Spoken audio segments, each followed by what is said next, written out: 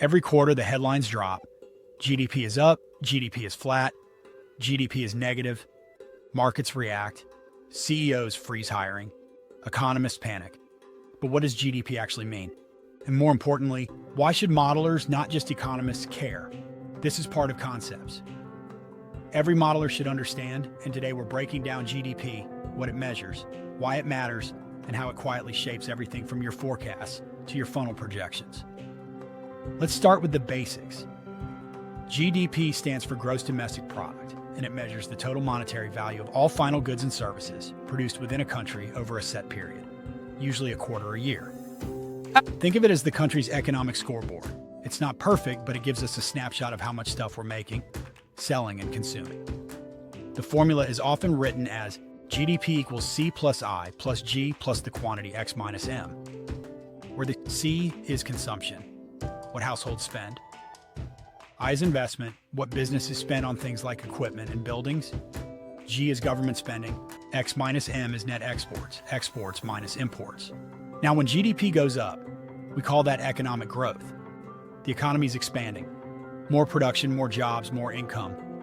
When it shrinks for 2 straight quarters, that's typically called a recession, though economists debate the technical definition. But here's the twist. Not all GDP growth is equal. There's nominal GDP, which includes inflation, and real GDP, which strips inflation out to show actual growth. As a modeler, always pay attention to real GDP. It tells you whether there's actual expansion or just inflated prices. So why does any of this matter for modelers? First, for forecasting inputs. If you're building demand forecasts, GDP growth is a foundational signal. A growing economy usually means more spending on cars, housing, tech, education.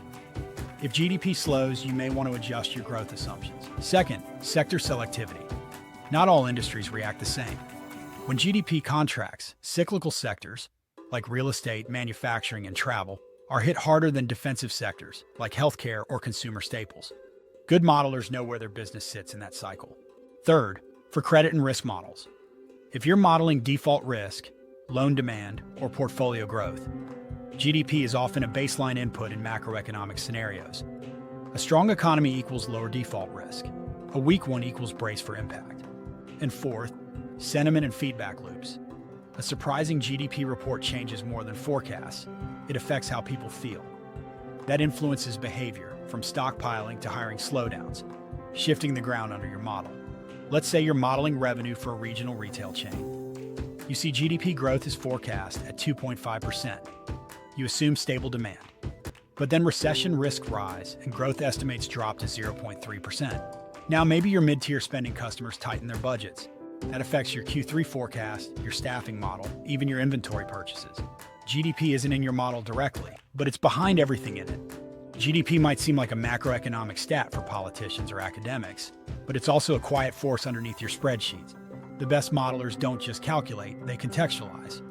They understand the world their model lives in. If you like this breakdown, subscribe for more episodes and concepts every modeler should understand. And if you want the free market primer cheat sheet, check the link in the description.